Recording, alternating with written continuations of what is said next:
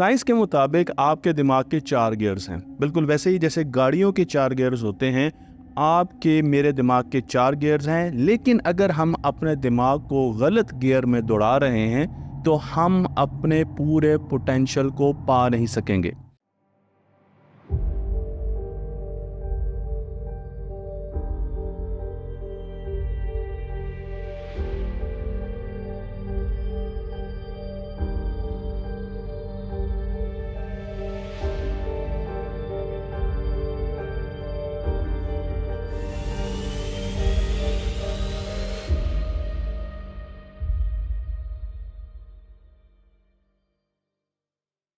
अस्सलाम वालेकुम, मेरा नाम है दीन इम्तियाज़ और आप देख रहे हैं तख्ती ऑनलाइन। अगर आप अपनी उंगली मेरे साथ कान से पीछे की तरफ लेकर जाएं और इस जगह पर हाथ रखें तो आपको मालूम होगा, मैं आपको तस्वीर में दिखा रहा हूँ कि इस जगह पर अंदर की तरफ एक ब्लू डॉट मौजूद है। एक पिगमेंट है ऐसा नीले रंग का, जहाँ पर बहुत से न्यूरॉन्स इकट्ठे हुए हैं और इस हिस्से को लोकस सेरियोलिस कहा जाता है, जिसका लैटिन ज़ुबान में मतलब है ब्लू डॉट। ये तकरीबन कुछ मिलीमीटर जितना हिस्सा है और इस हिस्से का हमारे दिमाग की ऑपरेशनल स्पीड, एफिशिएंसी, ताकत से बहुत गहरा हिस्सा है। ये मास्टर स्विच है हमारे दिमाग का। बिल्कुल ऐसे जैसे गाड़ियों में गियर बॉक्स होता है और गियर लगाकर हम गाड़ी की स्पीड को चेंज करते हैं, बिल्कुल इसी तरीके से इस हिस्से के ज़रिए इसको कंट्रोल करके हम अपने दिमाग की स्पीड तेज़ कर सकते हैं। हम मेंटल प्रोसेसिंग बहुत ज़्यादा बेहतर कर सकते हैं। ये बात मैं नहीं कह रहा, बल्कि एक बहुत शोरा आफाक साइंसदान कह रही हैं, जिनका नाम है डॉक्टर मिथु स्टोरोनी। डॉक्टर मिथु स्टोरोनी ने कई किताबें लिखी। मैं आपको यहाँ पर उनकी किताबें दिखा रहा हूँ, जो कि यूनिवर्सिटी ऑफ कैम्ब्रिज की ट्रेंड फिजिशियन हैं और न्यूरो साइंटिस्ट हैं। उनकी किताब हाइपर एफिशिएंट, जिसे मैं फ़िलहाल ढूंढ रहा हूँ और मैंने ऑर्डर किया हुआ है, उसे मैं फ्यूचर में पढ़ूंगा, मे बी 1 हफ्ते बाद। लेकिन स्ट्रेस प्रूफ, जो कि इस वक्त मैं पढ़ रहा हूँ और काफ़ी हद तक मैं पढ़ चुका हूँ, बहुत ही ज़बरदस्त किताब है।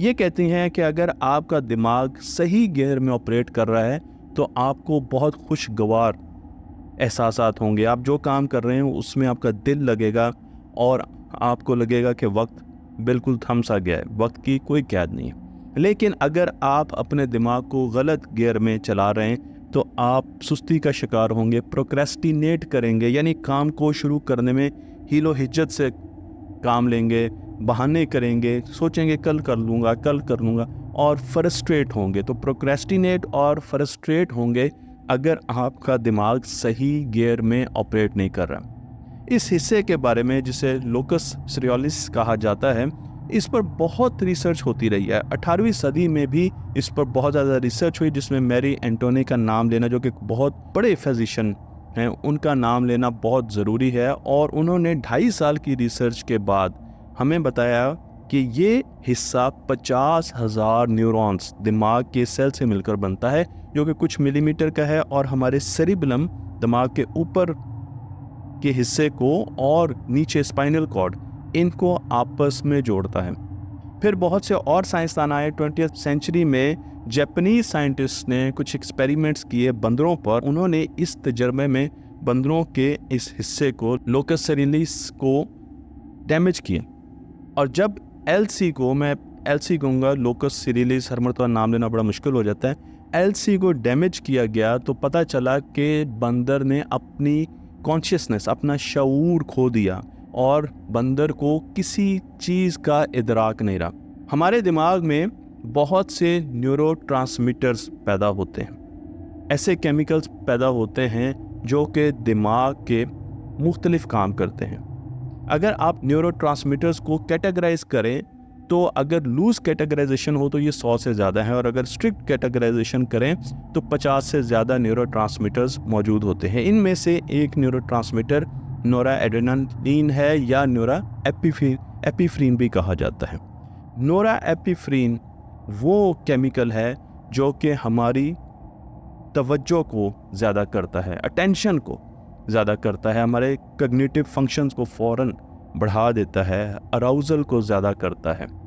बिल्कुल ऐसे ही जैसे कि हम किसी सांप को खुदा ना खास्ता देखते हैं तो हम फ़ौरन एकदम हाई अलर्ट पे आ जाते हैं और हमारा दिमाग नोरा एड्रेनालिन या नोरा एपिफ्रेन, दोनों एक ही न्यूरो ट्रांसमीटर के नाम है, इन्हें प्रोड्यूस करना शुरू कर देता है। और जब वो इन्हें प्रोड्यूस करना शुरू कर देता है तो हमारे हार्ट रेट तेज़ हो जाती है, ब्लड ज़्यादा पंप होता है, हमारे मसल्स जो हैं वो उनमें ब्लड चला जाता है क्योंकि हमने भागना है या लड़ना है, हमारी पल्स बढ़ जाती है, हमारी हार्ट बीटिंग बढ़ जाती है, सांस की स्पीड तेज़ हो जाती है, बहुत सी ऐसी चीज़ें, हमारी सेंसेस हाइपर एक्टिव मोड में चली जाती हैं, हमारी आंखों की पुतलियाँ खुल जाती हैं, तो हमें फ़ौरन पता चलता है कि हम फाइट मोड में या फ्लाइट मोड में या फ्रीज मोड में चले गए हैं। तो ये न्यूरोट्रांसमीटर जब भी पैदा होते हैं तो हम फाइट, फ्लाइट और फ्रीज मोड में चले जाते हैं। हमारे दिमाग की जो कम्युनिकेशन है, चैनल्स हैं, वो तेज़ हो जाते हैं। बिल्कुल ऐसे ही जैसे आप ऑयल डालते हैं तो अगर आप न्यूरॉन्स को ऑयल कर दें तो वो बहुत तेज़ हो जाएंगे। इसी तरीके से हमारे दिमाग की कम्युनिकेशन फास्ट हो जाती है क्योंकि हमें यह लगता है कि शायद अब बहुत ज़्यादा फोकस की ज़रूरत है। हो सकता है ये फोकस किसी ख़तरे की तरफ हो, उससे बचने के लिए, या ये भी हो सकता है ये किसी बॉस से भागने के लिए हो। 4 किस्म के मोड्स होते हैं दिमाग के ऑपरेशन के। मैं आपको यहाँ पर रिसर्च पेपर भी दिखा रहा हूँ और उसके साथ साथ इस किताब का रेफरेंस भी दिया है। तो 4 गियर्स को हम लेकर चलेंगे, एक एक गियर के बारे में मैं आपको बताऊँगा और फिर देखेंगे कि हमें किस गियर में ऑपरेट करना होगा। तो पहला गियर है गियर 1। इस किताब में गियर शुरू किए गए हैं 0 से 3 तक, लेकिन वो मुझे मुश्किल लगे क्योंकि हम गियर्स जब यूज़ करते हैं गाड़ी में तो 1, 2, 3, 4, तो वो आसानी होगी हमारे लिए याद करने के लिए। इसे मैंने किताब से हट के गियर 1 को पहला गियर रखा है और ये वो गियर है जिसमें हम नींद में होते हैं। हमारी लॉन्ग टर्म मेमोरीज बन रही होती हैं, हमारा जो दिमाग में फुजला है, वेस्ट है, वो बाहर निकाला जा रहा होता है, ड्रेन किया जाता है। और जब मैक्स प्लांक इंस्टीट्यूट में चूहों पर, रोडेंट्स पर तजर्बे किए गए तो उसमें पता चला कि जब उन्होंने दिन में एक मेज़ को एक्सप्लोर किया और एक मुश्किल रास्ते को ढूंढा तो रात को ये हिस्सा ब्लू स्पॉट बार बार एक्टिवेट हो रहा था और उनकी मेमोरीज बना रहा था। तो एलसी उनकी मेमोरीज बना रहा था, तो हमारे पास गियर 1 आ गया। गियर 2 में हम उस वक्त जाते हैं जब हम नींद से उठते हैं, और जब हम नींद से उठते हैं फ्रिज की तरफ जाते हैं, दरवाज़ा खोला, अंडे नीचे गिरे, टूट गए, समझ ही नहीं आ रही क्या हो रहा है, किस तरफ को जाना है। ये वो हिस्सा है जहाँ पर नोरा एड्रेनालिन बहुत कम रिलीज़ होती है हमारे दिमाग में और हमारी बॉडी में, और हमारी अराउजल स्टेट बहुत कम होती है। तो हम चीज़ों को, नींद में होते हैं तो चीज़ों को ज़्यादा तवज्जो नहीं दे पाते, फॉगी होते हैं, धुंधली चीज़ें नज़र आ रही होती हैं। इसे स्टेज 1 कहा जाता है और नींद के बाद अगली स्टेज ये होती है, लेकिन हमारे यहाँ पर हम इसे गियर 2 कहेंगे। तो गियर 1 है नींद, गियर 2 है फॉगी कंडीशन, जब आप पूरे तरीके से जागे नहीं। जब हम गियर 3 में जाते हैं तो उस वक्त नोरा एड्रेनालिन ज़्यादा पैदा होना शुरू हो जाती है, हमारा दिमाग उसे ज़्यादा प्रोड्यूस करना, बल्कि एलसी उसे ज़्यादा प्रोड्यूस करना शुरू कर देता है, और उसके कंसंट्रेशन के इंक्रीज़ होते ही हमारे दिमाग में एक बज़ साउंड आना शुरू हो जाता है, हमिंग। हमें लगता है कि हमारी कम्युनिकेशन फास्ट हो गई है, हमारा जो सामने वाला हिस्सा है प्री फ्रंटल कॉर्टेक्स वो कंट्रोल ले रहा है। और जब प्री फ्रंटल कॉर्टेक्स कंट्रोल में होता है तो वो 2-3 काम करता है। पहला ये कि आप सेल्फ कंट्रोल में आ जाते हैं, दूसरा ये कि आपकी टेंशन बढ़ जाती है, आपको पता चल जाता है कि मुझे चीज़ें नज़र आना शुरू हो गई हैं, अब मैं पढ़ सकता हूँ, अब मैं लर्निंग कर सकता हूँ, ऑफिस जा सकता हूँ। और तीसरा, आपकी decision making and higher level thinking बढ़ जाती है। तकरीबन अगर हम अपनी नॉर्मल रूटीन की बात करें तो 8 बजे से लेकर 12-11 बजे के बीच का जो हिस्सा है, इसमें हम अमूमन गियर 3 में मौजूद होते हैं। और गियर 4 में जब हम जाते हैं तो ये वो लेवल है जिसमें नोरा एड्रेनालिन के बहुत ज़्यादा जो मिकदार है वो हमारे दिमाग में रिलीज़ होती है, इसका फ़्लो बहुत ज़्यादा होता है और उसकी वजह से हमारा दिमाग शोर करता है, धाड़ता है। बिल्कुल सुनता तो नहीं है, लेकिन हमारा दिमाग उसकी एक्टिविटी धाड़ती है। और ये वो वक्त होता है जब हम इमोशनली एक्टिवेट होते हैं, हम बहुत ज़्यादा इमोशंस में घिरे होते हैं और दिमाग का इमोशनल प्रोसेसिंग हिस्सा एक्टिवेट हो चुका होता है। मसलन आप पर ऑफिस का बहुत ज़्यादा प्रेशर आ गया एकदम कि आज ये काम करना है और ये डेडलाइन है, तो आपका ये वाला हिस्सा आप गियर 4 में चले गए। अगर एकदम बॉस आ रहा है और आपको नज़र आ रहा है कि वो बहुत गुस्से में है, गियर 4 में चले गए। तो ये वो हिस्सा है जिसमें आपका दिमाग धाड़ना शुरू कर देता है। हमने ऑप्टिमल स्टेट में रहना है दिमाग की, और दिमाग की बेहतरीन स्टेट जिसमें ज़्यादा से ज़्यादा वक्त गुजारना चाहिए वो है गियर नंबर 3। गियर नंबर 3 वो हिस्सा था जहाँ पर आपकी कंसंट्रेशन बढ़ गई और आपके अटेंशन लेवल भी बढ़ गए, लेकिन आपका दिमाग बज़ कर रहा है, आपका दिमाग धाड़ नहीं रहा। और मैं ये भी बता दूं कि इसमें प्रीफ्रंटल कॉर्टेक्स सामने वाला हिस्सा जो है वो मुकम्मल तौर पर एंगेज रहता है और हम कहते हैं कि हम अपने स्वीट स्पॉट में चल रहे हैं, हम फ्लो में आ गए हैं, हमें मज़ा आ रहा है काम करने में। और जब हम स्वीट स्पॉट या फ्लो की बात करते हैं तो उसमें हमें ये एहसास होता है कि टाइम गुजर कैसे रहा है हमें पता ही नहीं चल रहा। मैं आपको एक अटेंशन एक्सपेरिमेंट की तरफ लेके जा रहा हूँ जो कि 2016 में किया गया और लीडन यूनिवर्सिटी में ये एक्सपेरिमेंट किया गया। इस एक्सपेरिमेंट में लोगों की आंखों की पुतलियों को मॉनिटर किया गया, क्योंकि जब हम गियर 4 में जाते हैं तो हमारी पुतलियाँ बड़ी हो जाती हैं, क्योंकि उस वक्त हमारा जो बॉडी है वो फाइट, फ्लाइट और फ्रीज मोड में होती है और उससे ज़्यादा रोशनी चाहिए होती है कि वो दूर तक देख सकें।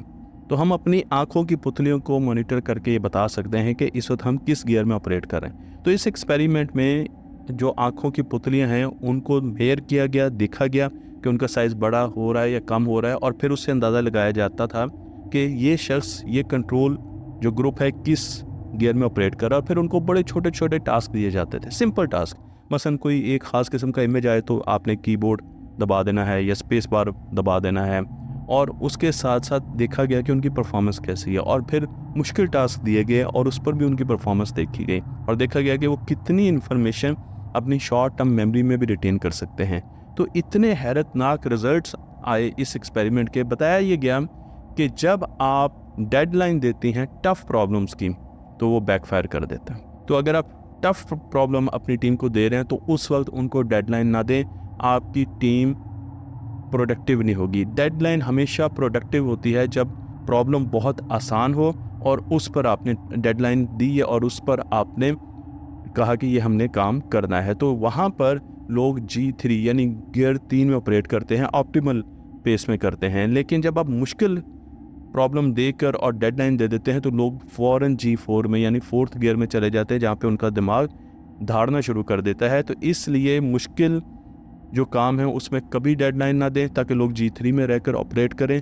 और अगर आसान काम है, रेपिटेटिव काम है, पहले भी हो चुका है, तो वहाँ पर आप डेडलाइन दे सकते हैं।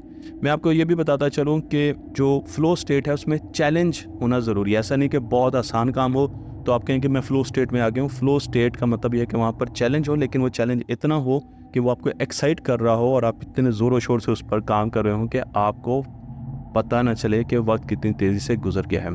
हमने G3 में रहना है, तो अब G3 में किसी और गियर से आने तक का मरहला कैसे तय करें। तो सपोज़ अगर आप G2 में हैं और आप फॉगी फेज़ में हैं और आप बहुत सुस्त रवि का शिकार है, तो उसमें ये बताया जाता है इस बुक में कि आप तेज़ वॉक करें, ब्रिस्क वॉक करें।